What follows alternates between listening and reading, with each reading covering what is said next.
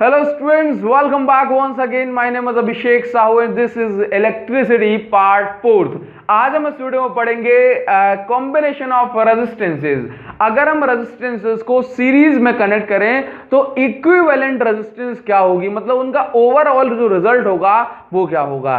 Parallel में connect करें तो ओवरऑल रिजल्ट क्या होगा, और हम सबसे पहले ये जानेंगे सीरीज एंड पैरेलल कॉम्बिनेशन होता क्या है। तो सबसे पहले एक ही बात कहूंगा कि आज हम इसके न्यूमेरिकल्स नहीं करने वाले, लेकिन इसके बहुत सारे न्यूमेरिकल करेंगे नेक्स्ट वीडियो में, ताकि आपके जो है ना एक एक कॉन्सेप्ट, एक एक क्वेश्चन आपसे क्लास 10th के लिए जो बोर्ड में कैसा भी क्वेश्चन आ जाए आप आराम से आंखें बंद करके बना दोगे। कैसा भी क्वेश्चन आ जाए आप आंखें बंद करके आराम से बना दोगे, ठीक है। तो सबसे पहले हेडिंग बना दो सीरीज कॉम्बिनेशन।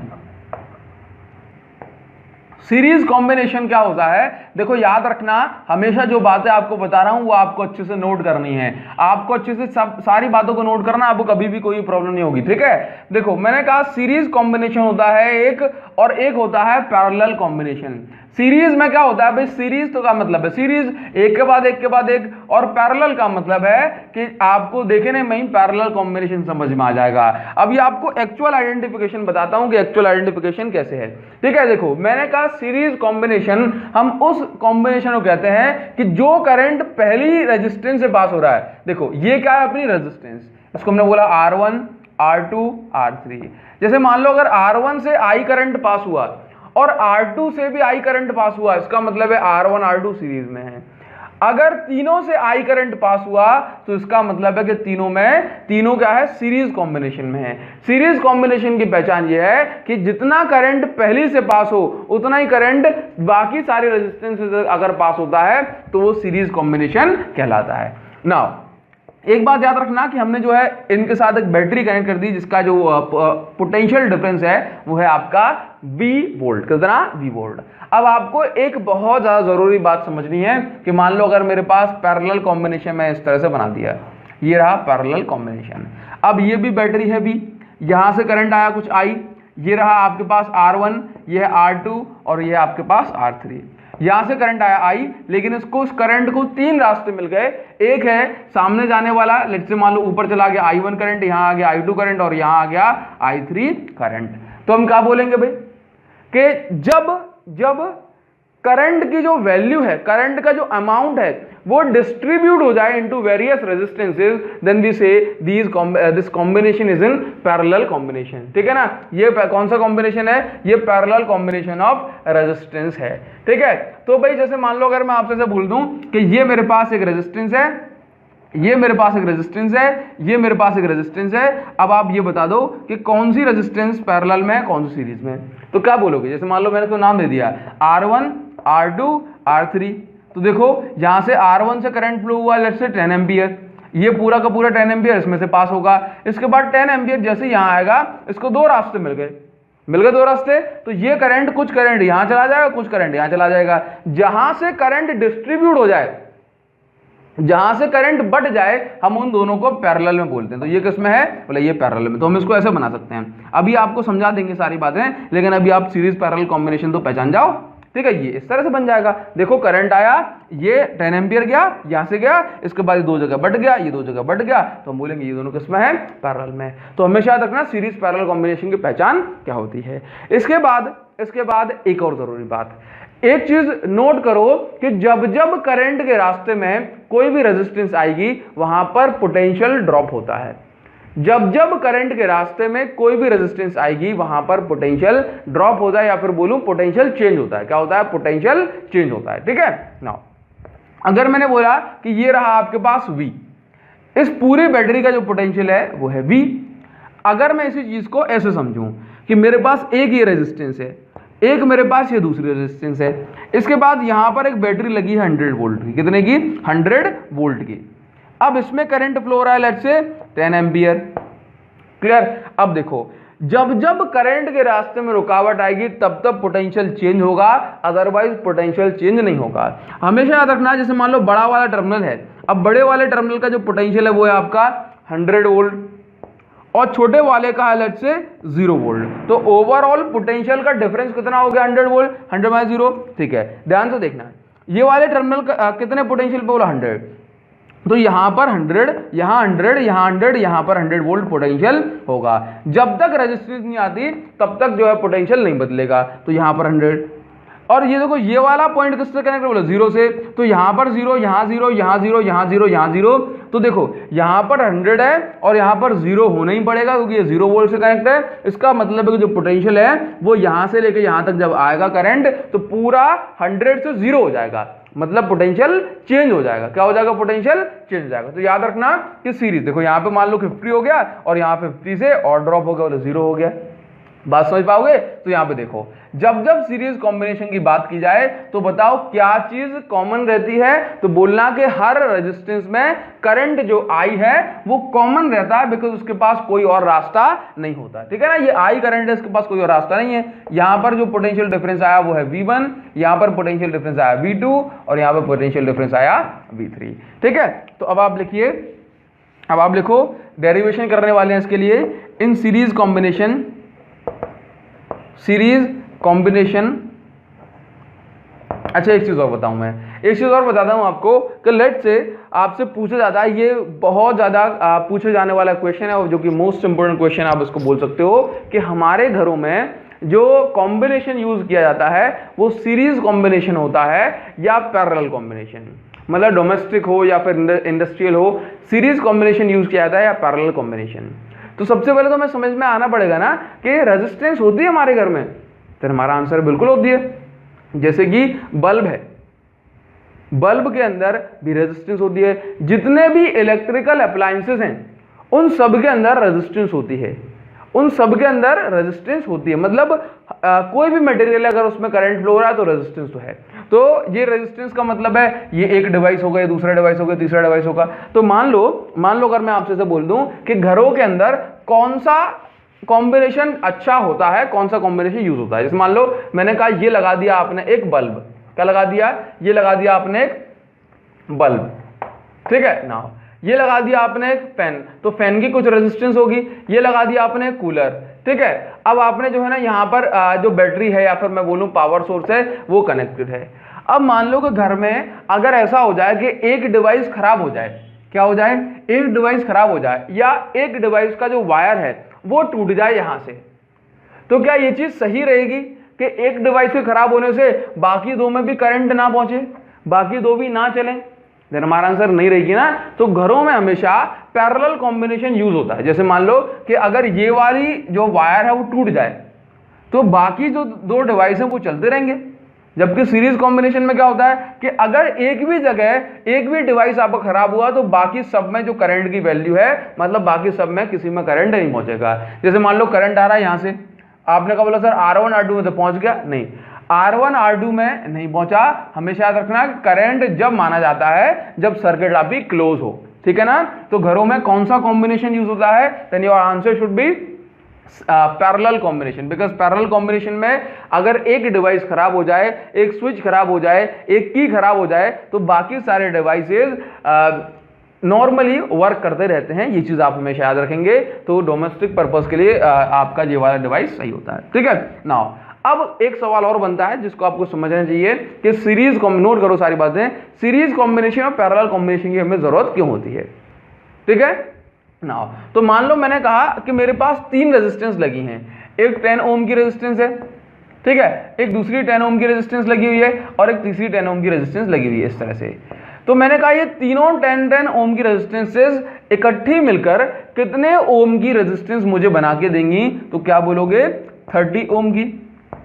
बोला सर ये तो नॉर्मल सी बात है, लेकिन अगर यही तीनों ओम, अगर यही तीनों 10-10 ओम की रेजिस्टेंसेस, तीनों 10-10 ओम की रेजिस्टेंसेस पैरेलल में कनेक्ट हो जाएं तो हमें देखने में लग रहा है कि एक 10 ओम, ये दूसरा 10 ओम और ये तीसरा 10 ओम, ये टोटल तो 30 ओम हो रही हैं।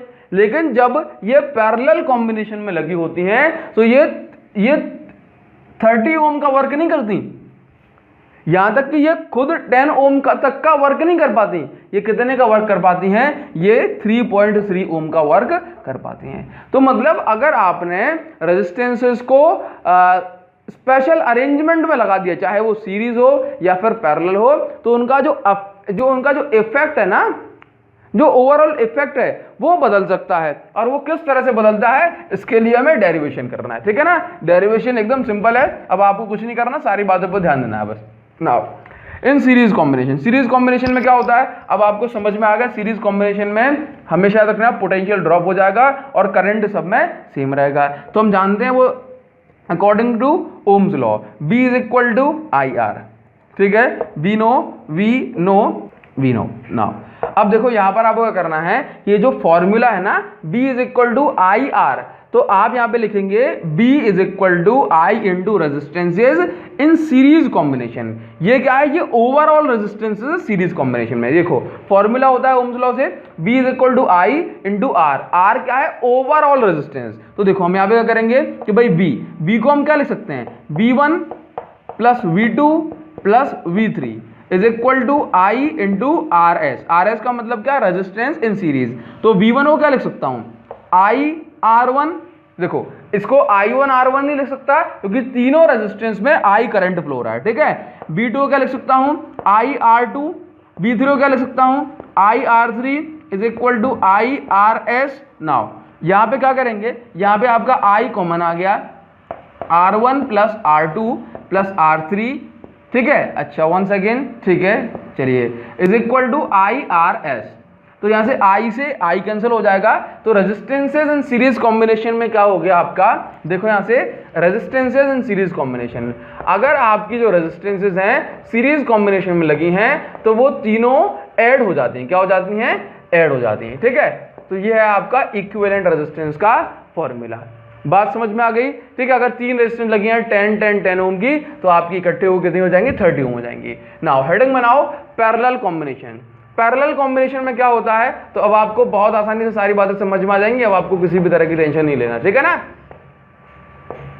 देखो पैरेलल कॉम्बिनेशन में एक बात हमेशा याद रखना कि कौन सेम रहता है, तो क्या बोलना कि जैसे सीरीज में करंट सेम रहता है ना और पोटेंशियल बदलता रहता है, इसी तरह से जो पैरेलल कॉम्बिनेशन में करंट बदलता है। देखो यहाँ पे I करंट आया, इसके पास पहुंचा I1, इसके पास पहुंचा I2, इसके पास पहुंचा I3, ठीक है। लेकिन देखो ये तीनों रेजिस्टेंसेस एक ही पॉइंट से, ये तीनों एक पॉइंट से कनेक्ट हैं, ये तीनों एक पॉइंट से कनेक्ट हैं। अगर इसका जितना पोटेंशियल होगा, जैसे मान लो 100 है, तो ये तीनों 100 से कनेक्ट, ये तीनों 100 से कनेक्ट, ठीक है।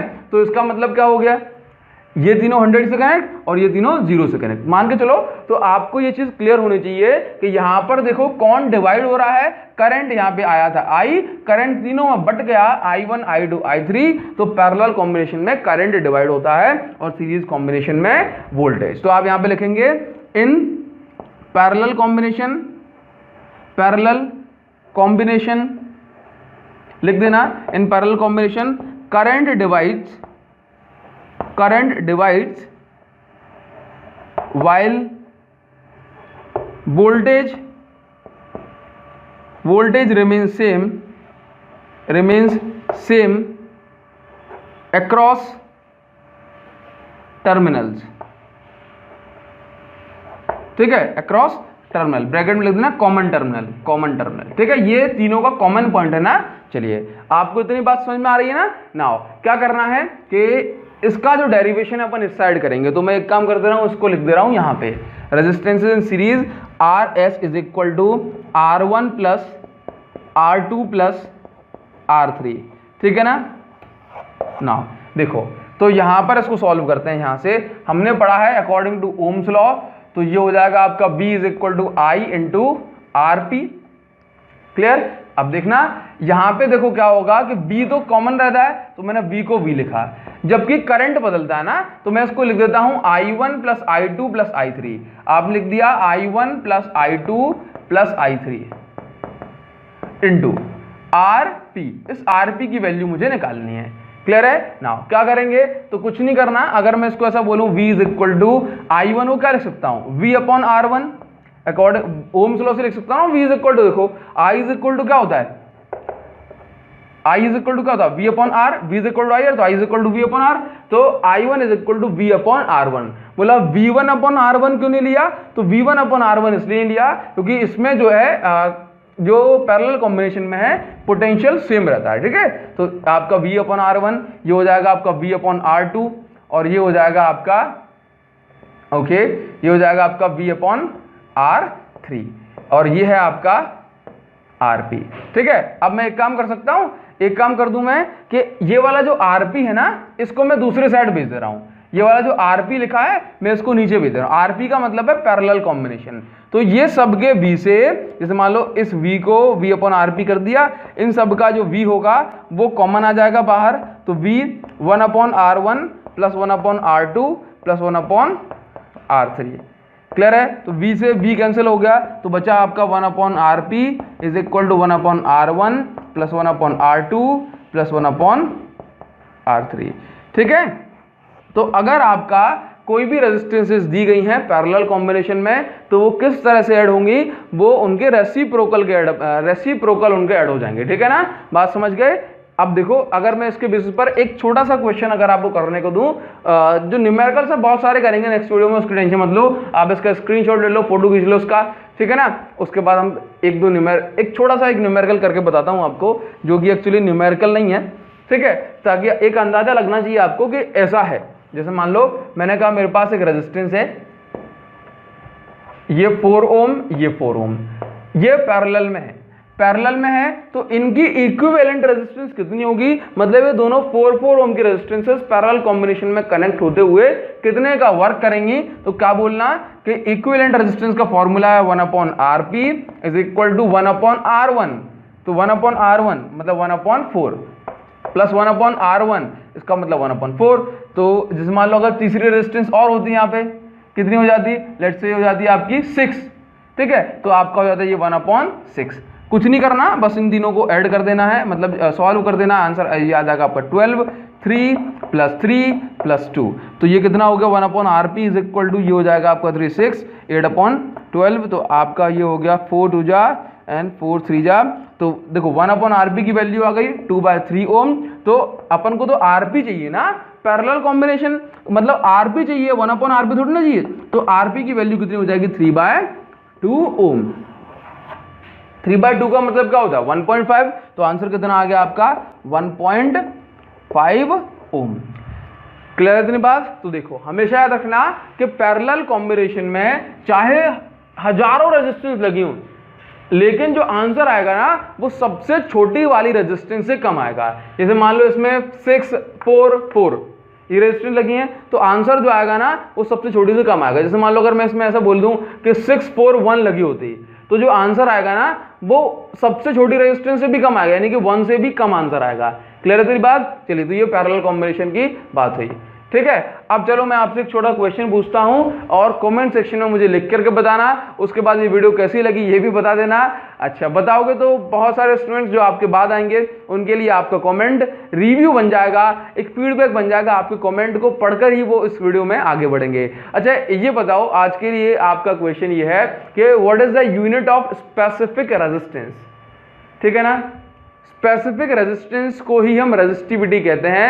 शायद मैंने जो स्पेसिफिक रेजिस्टेंस जो टर्म है वो यूज नहीं कर पाया लास्ट टाइम पे, ठीक है ना, लेकिन रेजिस्टिविटी तो आपको बताया। तो याद रखना कि स्पेसिफिक रेजिस्टेंस की जो यूनिट है वो क्या है, आप मुझे बता दो। स्पेसिफिक रेजिस्टेंस और रेजिस्टिविटी दोनों एक ही बात है, ठीक है। कमेंट सेक्शन में लिख के बताना। तब तक के लिए thank you so much, thanks a lot. मिलते हैं आपसे नेक्स्ट वीडियो में, तब तक खुश रहिए, थैंक यू।